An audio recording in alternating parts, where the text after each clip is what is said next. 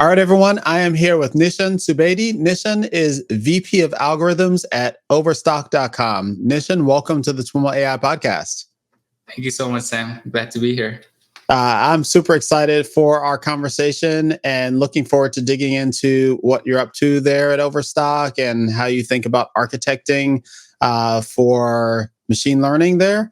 But before we do, I'd love to have you share a little bit about your background and your journey to machine learning. Yeah, awesome. So I guess question of how far back we want to go, but essentially I was going to go into physics and get a PhD there. Ended up really fascinated by engineering and wanted to kind of get into the industry. So started with systems engineering, DevOps, and then kind of just learning about computers in general, and then slowly moved towards search at Etsy. So I found kind of just the user interaction and then serving relevance for the users super fascinating. So that got me into search at Etsy, and it was right about the time where we knew for sure we need to apply machine learning to search to drastically change how our systems operated. And but there wasn't a whole lot out there in terms of how you do that for e-commerce. Google used to talk quite a bit about how their systems are run, but challenges for e-commerce end up being slightly different. So we kind of stumbled our way through some of that, and then I think the industry kind of picked all of that by storm, and so been kind of on a wave to catch up ever since. So I was a scientist at Etsy for about 4 years, and then I moved to Overstock, in very similar space. Essentially, the biggest appeal for me was the ability to kind of architect and build these systems almost from scratch. And that's partly a lie because we still have some legacy systems, but the re-ranking layers and kind of layers above, we kind of built from scratch and designed it at least with kind of the learnings and the scars from before. So it was a really exciting journey that way. And so I founded and led the ranking team at Overstock, and ended up as the director for Search Sciences. So that was a new organization that I headed up primarily because we needed to bring the science of the machine learning with the engineering of the teams that used to own search. And so that organization, my focus was really bringing the two kind of skill sets and people together. And so since then, my current position is VP of Algorithms. So I work with the other executives in the company through their kind of challenges and goals, what they want to achieve, and how machine learning and AI capabilities can help them with those challenges. So that pretty much brings us to where I am now. Awesome. I'm curious about the specific title, VP of Algorithms. It's one that, I've seen it before. I think Stitch Fix has a VP of Algorithms. I'm sure lots of companies have a VP of Algorithms, but it's not the most popular title, as opposed to VP of MLAI or data science or something. And I'm curious if it says something specific. Is it more common to companies whose primary use case is like search or recommendations, or does it say something about the culture or the focus? Yeah, it's a good question. It's an interesting question. I don't know if there's much specificity in that regard, but the way I look at it actually is our function is to build algorithmic products. And while they may be machine learning and AI focused, generally we find that starting out with something much simpler is the way to go. So, I didn't want to kind of just confine it to ML AI, but then I think two things about the title. The other thing I've heard from companies is the title of chief scientist, and but it is an organizational leadership role. So I think something like a VP is more closely aligned because there's the whole kind of people management side of it as well. but then a focus on building algorithmic products as opposed to being functionally oriented with like we have to apply machine learning or AI to it is more why I identify with the title more. Yeah. And I know there's many variations of it out there. Sure. Awesome. So I'd love to hear a little bit about the way you use algorithms at Overstock. To what degree are your use cases primarily search and recommendations driven? And maybe tell us about some of the other ways as well. Yeah. So we're an e-commerce platform, right? And so, as you'd imagine, as a marketplace, like a primary focus for us is giving the users what they want or what they're looking for, what they may not be necessarily looking for, or what they really need or want, right?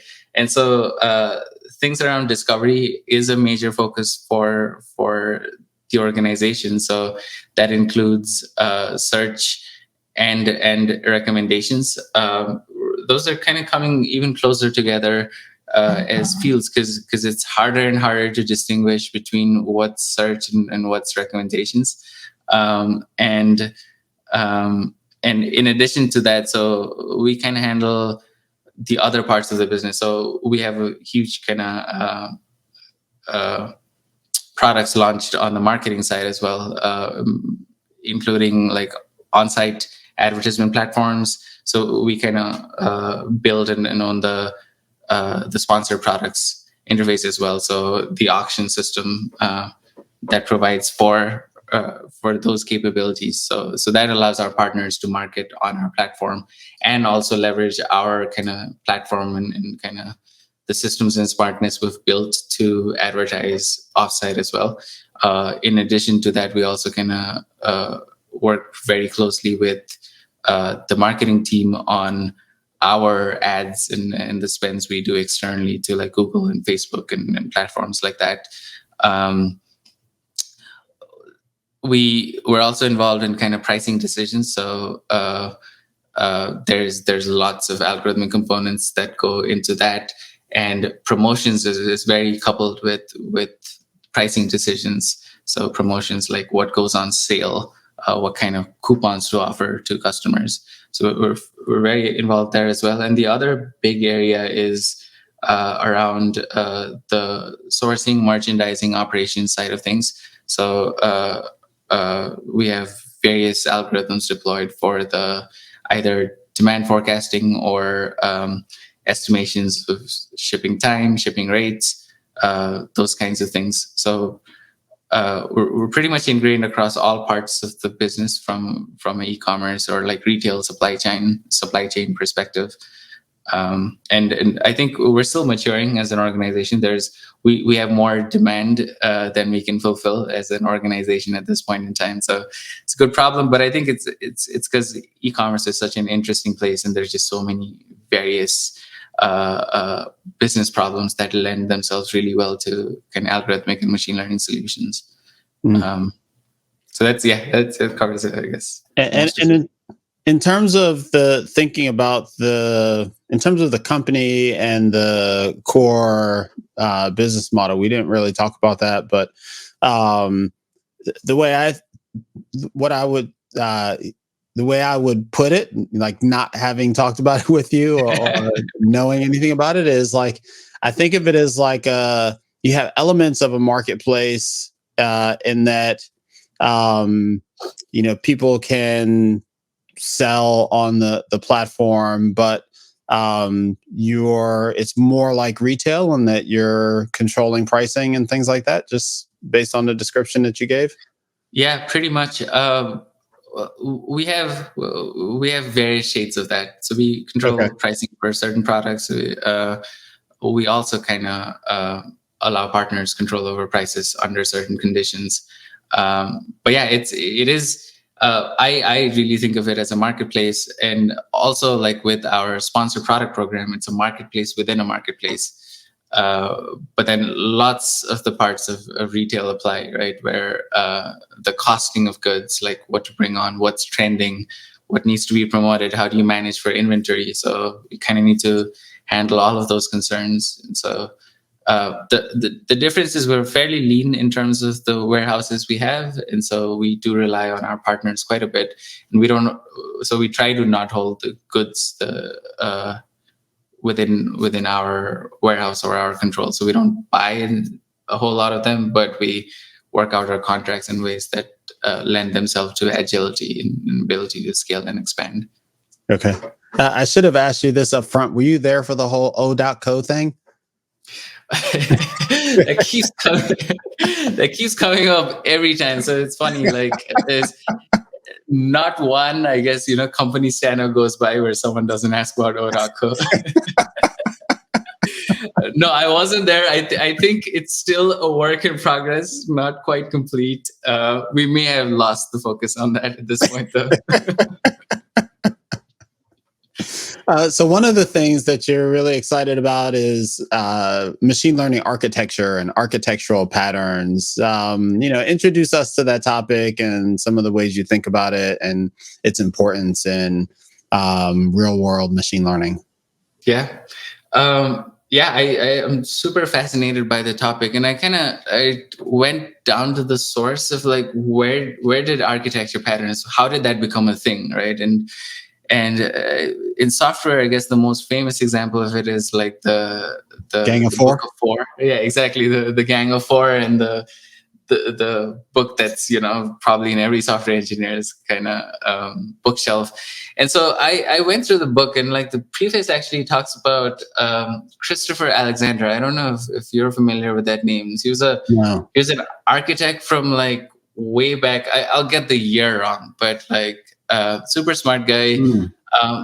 And the way he looked at architecture is like, and home really, like building houses and functional spaces, is there's a set of kind of objectives you wanted to fulfill. And so really he talks about it as like forces that shape what your building, your house, your space needs to look like. And he kind of designed this whole system, and like, over his career, his thesis ended up being super fine-grained mechanism for like listing them out. And like he had a maths background, so like he solved like mathematically how you'd go about approaching that optimization problem. And then later on in like later publications, he's like, like I was kind of obsessed about the math, but these diagrams and ways to think about it is super useful. So what he talks about it is like a pattern is effectively a contained solution or like product, or encapsulates the various tensions across forces in ways which its boundaries are simplified and can be integrated into various contexts. Right. So what that means is there might be a lot of different interactions across components that go into a pattern, but it interacts in fairly reasonable, fairly specific ways with external systems. So, that kind of, I think that really impressed upon me. And then by extension of that is like, so he also talks about what the process in terms of going from, like what you would call requirements, right? Like the things you need to achieve when you're trying to build something to a functional solution. And the waterfall process, lots of these things are like, you list out all the requirements, you start building it, and at some point it's done. And then we said, no, that's not a good way to do it. We need to be more agile. So like take a little bit of requirements and then kind of build from that, and then keep revising it. And what he talks about is fairly similar, although he uses different language, but effectively to a point where you want to continue evolving your design. Like so if you have a set of patterns, right, to solve a particular problem, you need to keep fiddling with them till your forces are in harmony, broadly speaking, right? So it's you can't just work off of one set of requirements. It's never one set of requirements, because you don't get to check off a requirement saying, yeah, this is completely satisfied. There's always various degrees of satisfaction. And you kind of continue fiddling with things, shaping them around till most of your important requirements are sufficiently satisfied. So he talks of it as a living process, and living spaces is kind of how he talks about it. So, but then what's been super interesting to me is like, how does this apply to machine learning and spaces there? And I guess the really fascinating thing to me is like when I observe, I mean, like working as a scientist, observing scientists can work, right? Like we go through a lot of pains to create this like isolated, like clean workbench environment where you can very precisely test things, right? Mm-hmm. And then, like hopefully we've derived some kind of insight or like some applicable methodology to the general problem we're trying to solve. But then a lot of times, like what we're working on ends up being fairly removed from how it lives in production, like what the actual business problem is, just because of, like what we need to engage in the scientific process, right? And so the model, if you will, so like all the fine-tuning, fiddling, like hyperparameter tuning you end up doing, that ends up in this super isolated environment, but it actually needs to go back and live in the production context. And then there's already so many things that can go wrong in going from here to there, right? Like I've had various examples in my career of, oh, wow, okay, I think this is working. Like all my offline metrics look great. And I try to productionize it and I'm not getting the same metrics anymore. So what's wrong? Oh, I missed this feature, or like this thing, like I completely forgot to account for this particular constraint that exists in production, which I didn't kind of bake into my assumptions when I was trying to model it.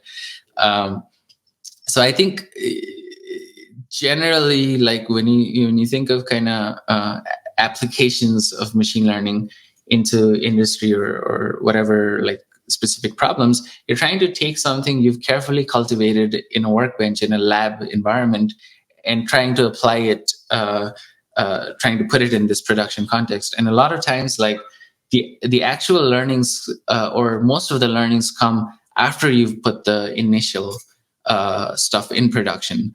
So what's the patterns there? What are the forces in action there, right? Mm-hmm. I think some really important things end up being consistency of environment. So like whatever features you end up with here, how does the system or the tools you use ensure that that same thing applies or is the constraints aren't violated while you put it in that particular context.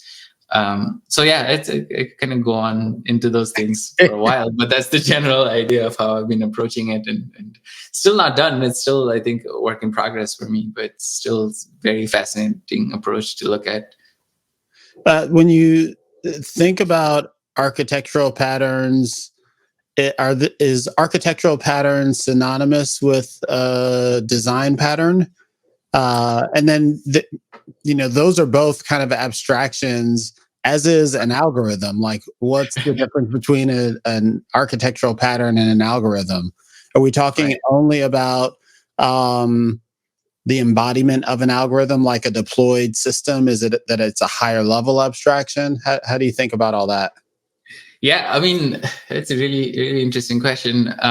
There's also the engagement, right? There's the human element of it. So I don't think you can create these patterns devoid of the human in the mix. And the human can be the customer. It can be the scientist that's kind of coming up with the algorithm. It can also be, the various stages or people responsible for parts as it goes through the deploy process. But in a very vague, non-specific way, I think all of them need to coexist in one place because I'll give you an example of what I'm thinking with this. Like my previous point is as to what I mentioned in terms of like a lot of learnings coming from once you put your algorithm in a production context. So like once you put it in front of the users, right? So let's just take the search example. You have an algorithm that ranks the search results in a particular way. Once you launch the initial version, a lot of which direction you end up evolving the algorithm in is a direct function of the people responsible for doing it and the learnings that they have in the process, right? And the way you set up your system directly affects the kinds of learnings you end up having. So there's, things you don't see, you don't observe, and you don't learn from. And so to me, it's kind of this very holistic picture of how all of these different components interact with one another. And the algorithm, what's the output, is certainly kind of a function of it. It's a codification of, I guess, so to your point, there's two levels of abstractions here at the very least, right? One is the algorithm itself is a pattern, it's a design architecture to solve the user problem. Mm-hmm. And then on top of that, there's a system that's designed to solve that underlying system. So. Mm-hmm. Yeah, in a lot of ways, what I'm hearing you describe is like methodology as opposed to it's an architectural pattern or design pattern. So maybe like the thing to do is to get more concrete. Like, do you have a list or catalog of architectural patterns for ML? Yeah, so I guess these, I think at this point, a lot of these end up being fairly standard in terms of like the workplace and the methodology. Those are the easier things to talk about. So, I think those are things that will resonate with people and end up being solutions for. But like there's some products, I think like the Google platform has come a really long way in terms of what it offers. So we're currently, building some prototypes with pipelines as the Google product, but effectively it's the managed solutions for Kubeflow, and Kubeflow really emerged as a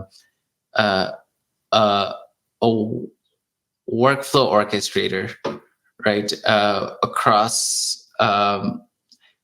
For machine learning kind of tasks, and the kinds of properties and constraints that go into it is, these are long running tasks. So, you want something that's able to handle training that could go on for like a week or something.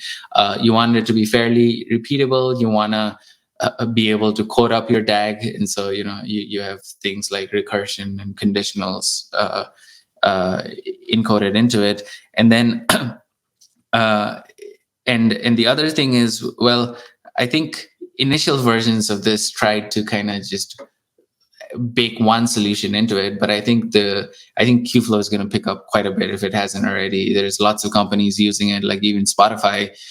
They built a bunch of their tools around this internally, and then have been talking about moving to the standard that is Kubeflow, and maybe leveraging more of the GK tools. In fact, they had a big part in designing the systems as well. But the core abstraction of Kubernetes, I think, is very powerful. And so what it allows you to do is work with the abstraction of containers, right? Docker containers, where you bake in all of the process. So like, doesn't matter what your training library is, how you set it up and stuff. The more important thing is like this stage is a training stage. And then so in training, what you get is all these kind of outputs.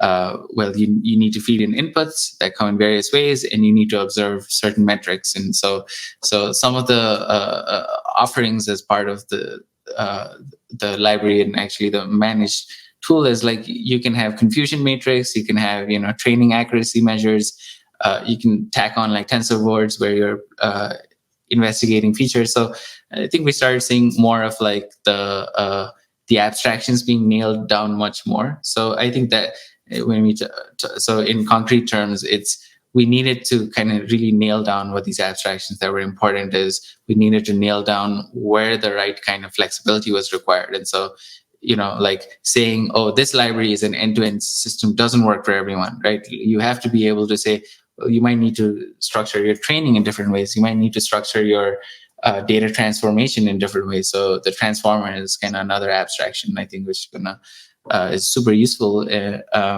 because actually, and TensorFlow Extended has gone a long way in terms of providing for these as well. And so one of the modules in TensorFlow Extended is like the things called stats generator, statistics generator, or something. But basically, like what that allows you to do is it gives you summary statistics, aggregate statistics for each of your feature rows. So you kind of describe your feature in its general properties, like this is a numerical thing, right? So what kind of things apply to it? Like you have a mean, medians, null values, whatever. And so these serve as very quick sanity checks for common problems that you end up with when trying to build machine learning models. And so that's a good abstraction. And then there's like the model validation components. And so what does that include, right? Like the SHAP values that come out of the features and things of that sort. So I think so on a technology level, like something like Qflow, which allowed us to orchestrate different kinds of properties of a machine learning, but also encode all of them into one diagram. So it has the concept of an experiment run. And so as you're kind of playing around with an algorithm, you'll probably like ad hoc, like fiddle with your workflow, fiddle with your training, fiddle with various stages of the pipeline, and do ad hoc runs. And as it, like at some point you're like, okay, my run is reasonable. Now I need to run hyperparameter tuning on it. And so there's abstractions around like, this is how you can do hyperparameter tuning without needing to know any of the details of how you set up your entire experiment run. You just specify your parameters, and there's kind of various algorithms that determine it for you, right? So Hyperopt be like a good example. And so there's a library built on top of a Kubernetes orchestration engine where again, all of the details internally are abstracted away from you. So the pattern there is hyperparameter tuning. What it works on is the interface of Kubernetes, where you provide an interface to specify different just like value ranges. And once it knows how to kind of, fiddle around, how to figure out what's good, what's bad, it does that for you. And that just ends up being generally applicable to all machine learning problems. And so I think the reason I'm kind of more like obsessed about this is like, we're a medium-sized company, and so it's we can't build like really fancy workbenches and kind of infrastructure and tooling for all different teams. Like every team can't build it on. It just wouldn't be scalable. It wouldn't be good. Right. So these abstractions that allow us to build it once that can serve the entire company's needs, like the different machine learning teams' needs, is very appealing. And the other thing is, I think it allows you to now have some kind of standard and consistency in terms of how you approach the pipeline, the delivery of value, I should say, right? And I think so. Like Agile is generally accepted as a good practice for software solutions, but then machine learning solutions, like productionizing machine learning solutions, adds an additional layer of complexity on top of that because it's experimental in nature, right? So with the software, you can say, okay, I want features X, Y, and Z to be part of this sprint or whatever. But what do you say in terms of like, if you want to reasonably manage your delivery of machine learning products, but also not constrain innovation and constrain the different directions things could go. Like your stages of your pipeline end up looking very different, right? Initially, it might be by the end of this sprint, I want to be able to identify what a reasonable approach to this problem would look like. And so what I'm delivering is maybe like initial metrics and, like my reasoning behind why I think this is the right kind of solution to this problem. And so by having these various stages, you can map the output of each stage into standard language and vocabulary for the company as well. And so it allows you to, I think, interact much more reliably with other parts of the business, because a lot of times when you're kind of you want to incorporate these other teams, you want to get ideas from business, you want to work together, but oftentimes I found we struggle with like, how should we involve them? So it allows for standardization in terms of practices and communication patterns as well. So that was a huge ramble, but hopefully covered your question. It sounds like what you're describing is that I think kind of ultimately the value of something like an architectural pattern or a set of architectural patterns is, communication, and alignment, and both within an organization and across an industry. And, ultimately you want to get towards, hey, if, you're in scenario X, you should really think about doing thing Y.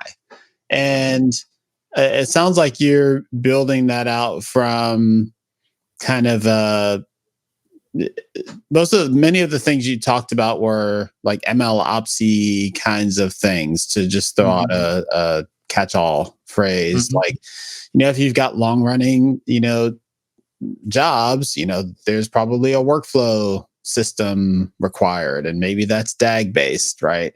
If you've got I don't know I don't think you mentioned any other. Yeah, actually, I probably just went off on a tangent on just one topic. So feature stores is another challenge, and that's maybe more of a performance, right? So again, if we talk about search, I guess we want to squeeze more smartness, which means like more complex models, right? Like more non-linearity, like deeper models into production context. But like deeper models take a lot of time to like run. And so there's this trade-off you have to balance in productionizing machine learning of like, how quickly do I want to get the results to the user? And so, that like the latency ends up being some kind of upper bound in terms of how complex your algorithms can become. And a lot of, I guess, tips and tricks to getting search systems in production ends up being how do you effectively manage this complexity? So how do you get most of the non-linearity or like capturing the context to happen in the training context so that your inference can be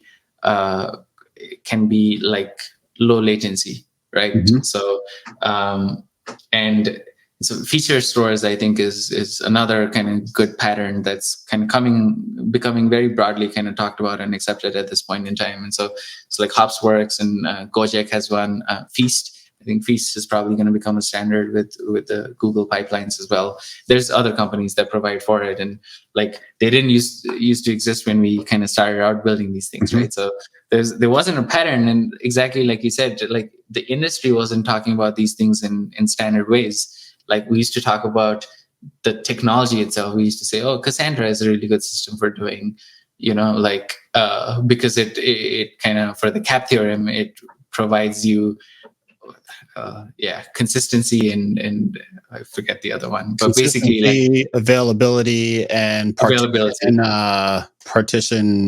resilience. Yeah. Right. Yeah, I have to go back to my notes on that. But essentially, it gave you a distributed cluster, and like the constraint there is like, well, you don't know what keys you're querying for, but you need to do a multi across, let's say, a random set of IDs. And so, so people talked about, oh yeah, this technology is good, that technology is good. It became a technology focused conversation, and as an industry, we're shifting more towards I think architecture-based conversation that way. And so the underlying technology is perhaps less important, or maybe it's taken for granted because there's just robust solutions that exist at this point in time. But feature stores is another like really good thing, example there, right? So what it's done in the recent solutions, which I think is really important, is be able to unify your batch and kind of real-time workloads. Yeah, exactly. And the other thing there is lots of scientists have been, like deluded by like really promising offline metrics, but it's because you somehow snuck the future into your featureization, right? So, so it accounts for that as well, where like how you handle like timestamps and how you handle what gets allocated in your aggregation for a feature is handled by the semantics, the language of how you set up your feature store. And then there's also kind of model production deployment kind of architectures, I guess. Yeah, so I guess that's really these three. And so when I think about those examples, they're examples that we've already productized a lot of that space. I'm wondering if there are there emergent architectural patterns or something, for which you don't really see any standard solutions for yet, but the pattern thinking as a tool tells you that we're probably gonna, see more at some point. Is it I think in that way? Yeah, that's a very good question. I think that probably takes me more into the model architectures themselves. So like we've made a huge push towards, as an industry, towards embeddings, right, and representation. So I think the general way I'd describe it is while we focused a lot on the end output, I think we're more and more focusing on the representation of various kinds of systems. So example is like you have image representations, right? You have semantic representations, and you have user representations in various shapes or forms. Thing that a network learns in the middle turns out to be like super valuable and applicable in lots of ways. Yeah. Exactly. And so, and I mean, we've been using it. There's like multiple papers published around this too, but like taking that second to last layer, right? And then saving it. But then one really cool thing you can do is like one team can build it all the way up to that second to last layer, or like they can build it for their specific problem, but then someone else can kind of apply it for their final optimization task. And there's a whole bunch of kind of literature around, do you fine tune your weights? How deep do you go? Like which layers do you freeze? And all of those things. I think like I personally, at least haven't seen this is the way to go in terms of how you build your representations and how you combine them in different ways. And so, so like, do you build the architecture for the different layers and train for each individual task, or do you bake in these kind of last layers, if you will, for the different kinds of representations, and then end up with like one global optimization task? Or do you train with multi-heads? Do you mix all of your different optimization tasks together when you're building your representation, and then maybe fine tune on that layer? And like, I think people have gotten good results in many of these directions, but this is the way to do it, right? I think we're seeing some kind of standardization in terms of the BERT architecture for NLP tasks, but then extensions of it into other kinds of tasks also get super interesting.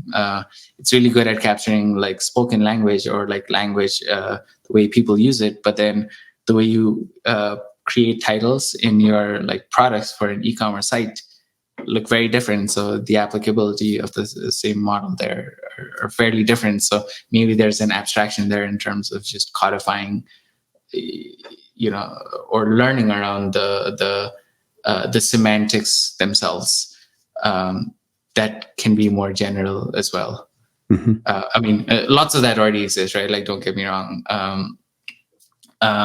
Like, I think we're moving to less and less of needing to do these things yourself, even with, I mean, if we go with like the BERT architecture, for example, the way you kind of pick out, so the mix of random signals versus like the masking that it does, right? I think that's a very general pattern that's emerging and probably going to be used for multiple different systems. Masking of tokens when you're doing your learning on, let's say, one line of vocabulary. And so I think there's going to be more of those come. It's just, I think it's more difficult to kind of state them as, yes, this, like in the model training space, it's much harder to say, yes, this is the standard, this is the pattern. I think those are much more open and vague and evolving in various different forms. But yeah, but those would be, I guess, my examples, at least like closest to mind examples of evolving patterns. Okay. One of the big innovation. One of the most powerful things to come out of kind of that early design pattern thinking wave in software engineering was actually conceptualizing this idea of anti-patterns. Have you thought about how those apply in machine learning? Have you come across folks kind of categorizing or cataloging ML anti-patterns? That's a really fascinating question. I'm gonna have to think more about it and maybe get back to you.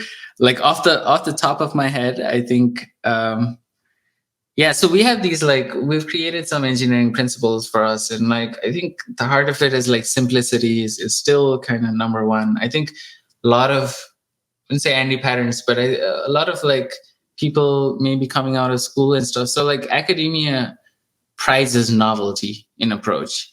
And but then in industry, I think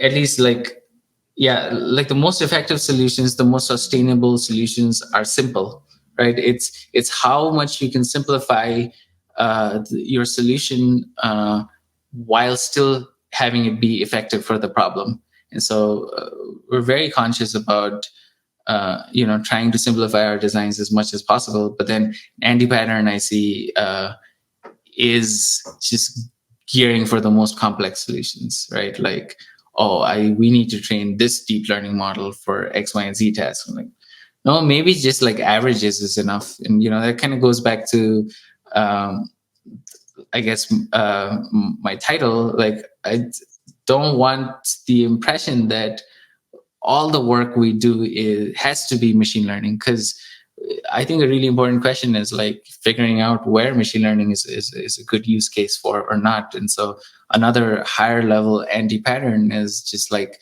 thinking machine learning is the solution to all problems. A lot of times it's not. And a lot of times, people that, I guess, kind of business owners that don't have a good understanding of it, perhaps shrug off on the thinking that's required through a problem, because they're like, I don't know exactly the problems, but that's what machine learning does. And so I see that as a huge anti-pattern, right? If you don't know what you're trying to go, if you don't know what you're trying to solve for, if you don't know what outcomes you want to see, you probably shouldn't throw machine learning onto it, because it's not going to get you any. Like, machine learning is I think best handled when there's at least clarity in terms of the objectives you want to achieve. And before you get to that point, it may not be useful. I mean, it can be useful for generating ideas too, with like some generative models and stuff. But so that's, I guess, a broader anti-pattern. But I'm going to have to think more about your question. I think it's very interesting. Cool. I'm curious, do you see this idea of architectural patterns bleeding over into like organizational patterns and culture and topics like that? Yeah, that's another super fascinating question. I hope it does, and I think it's a direct function of like people that grow up with these kinds of things being more in organizational leadership roles. Right? I think we do see some of this in software, and I kind of think of the squad pattern, if you will, is something that's at least for me emerged over time. And so this was something I think Zappos, squad, like question answering. Squad. Oh no, no. Sorry. Thank you. That's a good clip. So squads meaning like a group of people, right, solving a problem. Yeah, it's like, where did that go? Yeah, no. Yeah, so I didn't think that's what you meant, but no, thank you. That was the thing that came to mind. It took me a minute to collect my thoughts in terms of how do I kind of explain, like, where does it come from? Okay, squads as opposed to teams as organizational structures, right? Okay, and so tell us more about that. Okay, so effectively, I think the age-old problem with organization is do you have a functional structure or do you have a product oriented structure, right? Like, do you have a general manager over a line of business who handles all of the different kind of needs for that specific product, or do you have, like, I guess, like layers of things set up? And the answer is, I think, if you go to either extreme, it's a wrong answer. So the answer is kind of somewhere in between. And given your current context, like the challenges you're working through, like, I think it's an evolving process. Yeah. So, but then one thing we kind of struggle with is like, so to be effective at machine learning, especially, when you don't have like a large portion of your organization dedicated to this problem, right? So for us, like machine learning, like algorithms is maybe like 5% of the overall organization size. And so how do you I guess like allocate enough resources in management speak, but how do you make sure there's people thinking about the right problems from a product standpoint, right? But then there's also the other tension of like you also want to maintain a functional center of excellence. And so how do you kind of navigate those two tensions? So a lot of the functional orientation gives you teams, right? Or I guess it's easier to talk about the shortcomings of teams in a functional orientation. So you have a machine learning team, you have a data science team, you have a UI team, you have a whatever, like backend systems team, and then but then like a lot of times the biggest impact you can have on business, the biggest changes you can make rarely sit within these functional boundaries, right? Like they require you to bring in people from all sorts of different contexts, like different places together. And so so as opposed to teams as the structure, so like like, and then you could say, okay, maybe we just shouldn't have teams at all. But then that ends up being fairly chaotic because you need some organizational structure, because structures are good for certain things, right? And so one thing like I think about a lot is like, how do I maintain a center of excellence around machine learning? It's right. Like, how do I make sure like everyone's getting better every day and everyone's getting deeper in their problem space, everyone's learning more, and how do I create an environment where people can learn from one another? And so that ends up in these functional structures where, so the algorithms unit cares a lot about algorithms and machine learning, and we keep up to date on what's happening. We try to talk about the kinds of innovative things we build and stuff. But then from a business and delivery standpoint, like, we have to work and collaborate with other people. And so if it ends up being like teams working with teams, you've moved your communication up a level. The managers need to now talk to one another. So, if you're talking about, okay, now we need to also work with, let's say, algorithms is working with data, and then we also need to work with like UI. And so now it moves up one other layer. You're no longer talking about just managers. Now it's like directors have to be in sync. And then, so how do you avoid this huge, communication tax on work? And so, like, squads as a structure is really appealing to me, which is saying, well, just combine people from a bunch of different functions, and then it can be done like well and poorly. And I think there are some kind of patterns emerging from this as well. So, like, I guess the kinds of patterns that I look at for squads is. And we've actually codified this internally. One is, the first is you need to have a very good idea of the problem you're trying to solve before you even talk about spinning up a squad. So what is the outcome that you want to achieve, right? That has to be number one. And so based on the outcome, then you kind of look at, okay, what are the functional components you need to kind of constitute this squad off? And then like kind of work through with the respective managers, directors in terms of creating that body. And then the second thing is like a squad has to terminate at some point in time. So squad cannot be long-lived. There is a particular duration the squad assembles for, and they kind of go back to their functional units at the end of that timeline. And the other thing is accountability. The squad is accountable for kind of the decisions and the direction it goes. And so we make sure there's a product manager, like product owner, as part of the squad as well. And some anti patterns, in organizational structure is like people talk about the product manager being the CEO of the company, and kind of that gets misinterpreted in a lot of different ways, where they're like, oh, well, my decision is king, right? Like I am going to tell you what to do. But like, especially with things like, like machine learning and algorithmic products, the decisions are better made by the domain experts, right? And in a lot of these, like I personally don't make a lot of these decisions because like I'm not in the weeds. Like I don't know what's going on. I'd like to think I hire good people and I trust them to make the right decisions. And so so that's good organizational practice. I think that so how it translates to a squad is like the squad is responsible for a decision. But they also need to converge to a decision, right? And so, but then that also can become very like a bad pattern if you're going for what is it called, consensus. Like if you're going by decision making by consensus, you probably end up in the lowest common denominator of the least ideal but satisfies most of the checkboxes kind of solution. So the flip side is someone makes a decision and doesn't understand all the pains everyone else has to live through with that decision. And so, filtering down to saying we need representation from all of these functional units, but they are empowered to, so they still need to get along. They still need to kind of come up with a decision, but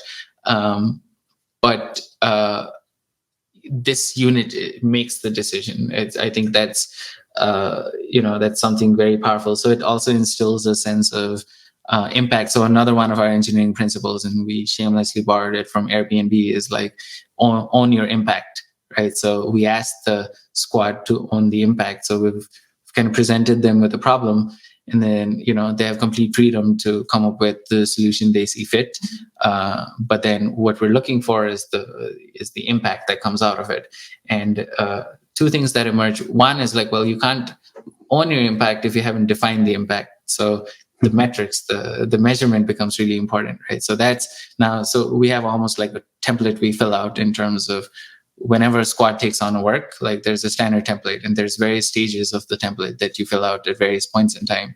And part of it is also like the product manager, interestingly, like ends up doing really good work in this structure when they're like, I'm no longer the decision maker.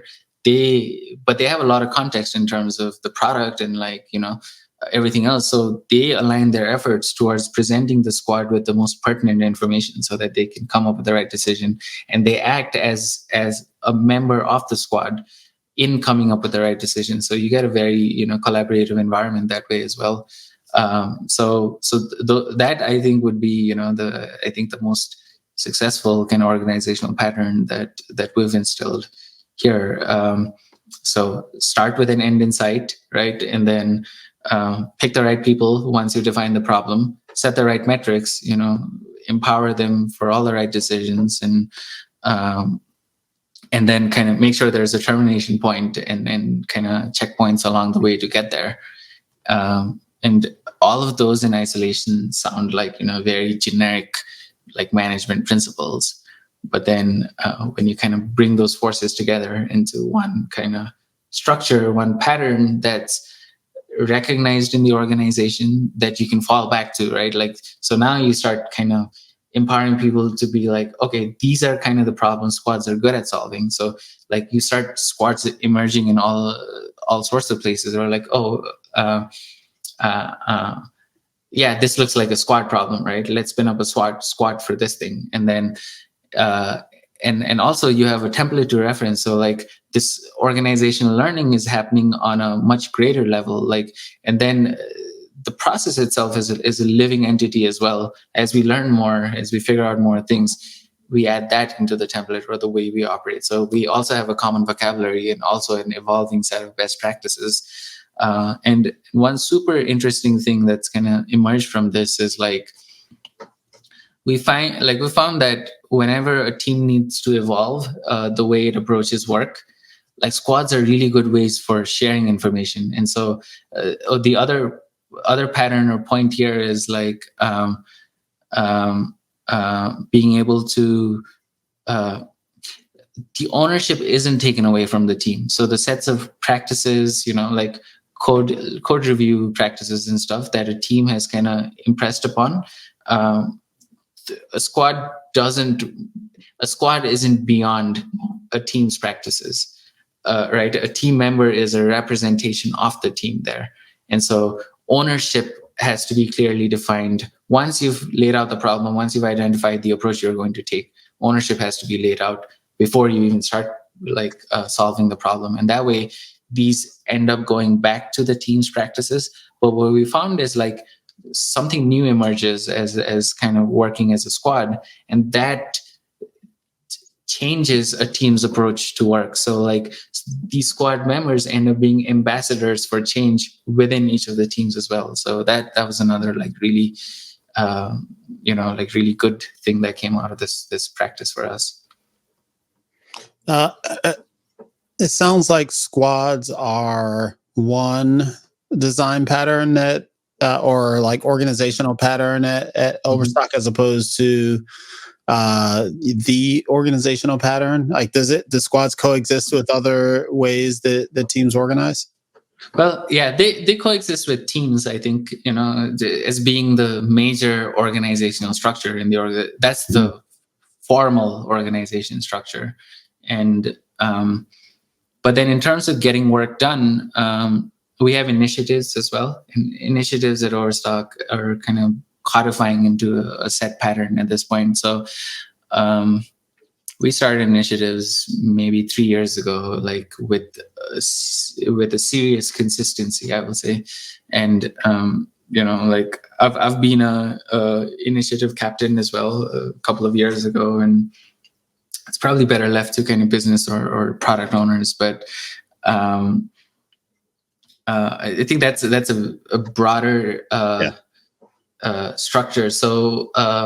Well, I can be more specific in the thing that I was curious about. Okay, yeah, please. One of the patterns that I've seen elsewhere is comes from kind of the DevOps idea of, hey, we're going to have a team of whatever the functional people are that are required for to own a product.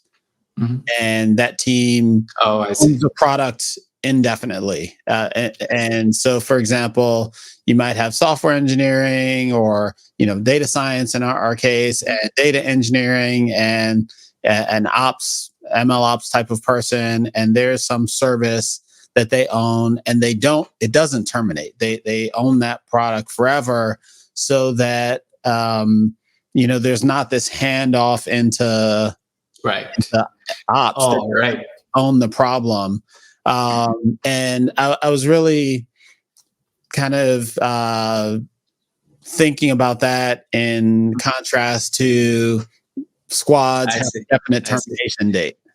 Oh, thank you. Yeah, no, that's a good point. So I guess my assumption is that already exists, and it does exist in our organization. So we look at it as like, what's the right bounded context for a particular team or an organization, and we kind of divide ourselves that way. So inside of algorithms, we have people that lean more towards software or lean more towards data or even systems, right? And so we have like it's a little kind of rant, but like DevOps, like we do refer to like DevOps as a title in a role, but at the heart, like DevOps is really how you talk to one another, right? How you collaborate and work. It's like started with development working with ops. It was more of a cultural thing than a title for someone. But ultimately, I think, like the good evolution of that has become, we want to provide the right kind of capabilities inside of a team. And those absolutely exist in all of our teams. The specific thing that I was getting at, though, was this idea of the team that builds the product, includes dev and ops, and they own the product forever, as opposed to a squad that may build a product and then is disbanded because their mission is accomplished or something like that. Yeah, I mean, so we have both of those, and Okay. teams do indefinitely own. I'd say not technology; they own problem spaces. So one Okay. example of this is like again around search, we have core search and ranking, and ranking is the machine learning kind of team. So they handle the re-ranking layer, right? So once for a search query, let's say the results have come back, their job is strictly reorganizing the results that come back, and there's various kind of things that you can work out in terms of boundaries there, but generally speaking, and then kind of the core search is responsible for the systems that give the results back, right?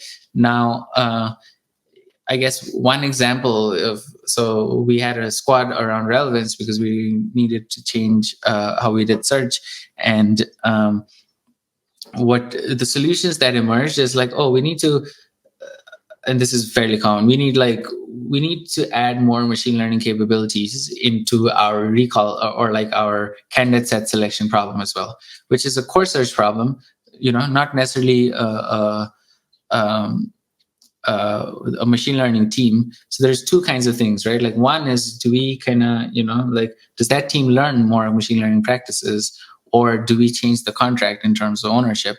So where we ended up with is like, well, there's now a contract in terms of the kinds of data that feeds into the indexing process. So like there's some machine learned stuff that ends up as part of our indexing pipeline and ends up there. And so the contract was preserved in this particular scenario. It didn't change. There was just additional ownership of one team and additional handoff to the other team that way. Now, same kind of example, we ended up building like the going from an unstructured query to a structured query. We have like a internal product that does this, but like being able to say if you're like red leather shoes, right? So red is a color, leather is a material, and then shoes is the object, let's say. So they had to kind of work through who owns that solution, and the contract we kind of ended up with is like, well, there's a library that does the parsing and stuff that probably makes sense for the machine learning team to own, but it living in its natural environment in the right context needs to be owned by this other team, like core search, because there's lots of like systems level challenges that come with being able to incorporate it as part of the larger pipeline, and they have like a broader view into search as an ecosystem, so it lives there better. So it's I don't think either of these would work in isolation. If you strictly just have squads and they just build whatever they want, and kind of they're like, okay, I'm done with this problem, I'm moving on, you're going to end up with like chaos and lack of ability to manage these things, right? Yeah. So that was a very important part for us, in that the squads have to work with the teams, they have to represent teams when they come to these solutions, and dissolution of a squad means responsibilities are at a point where the teams that own those specific boundaries are able to kind of merge them into their processes, and it's definitely not trivial to get to that point. Mm-hmm. Mm-hmm. Awesome. Lots of super interesting stuff that we've covered. Before we wrap up, I'm curious your thoughts on where do you have a sense or vision or expectation for like where architectural patterns and thinking kind of gets us as a industry over the next few years? Yeah, I think it's going to allow us to do a lot more. I think it's going to allow us to, build general tools. And I mean, the cloud is a perfect example. We're going to leverage the cloud a whole lot more as an industry, which means we're going to be able to solve the specific business problems a lot quicker, a lot more effectively. And I think we're going to lead to a transformation. It's just like with DevOps, right? Where we said, okay, operating your system should be part of the team's responsibility. I think we're going to get to a point where machine learning kind of ends up being a part of the team's responsibility, and we might end up shifting more from a functional structure across vast suites of kind of organizations to more of an embedding structure. Now, I think there's going to be lots of challenges to figure out, but I think the right architectural patterns will absolutely get us closer to that world. Awesome. Well, Nishan, it was wonderful speaking with you. Thanks so much for taking the time to chat with us. Thank you so much, Sam. This was a pleasure. Thank you. Take care.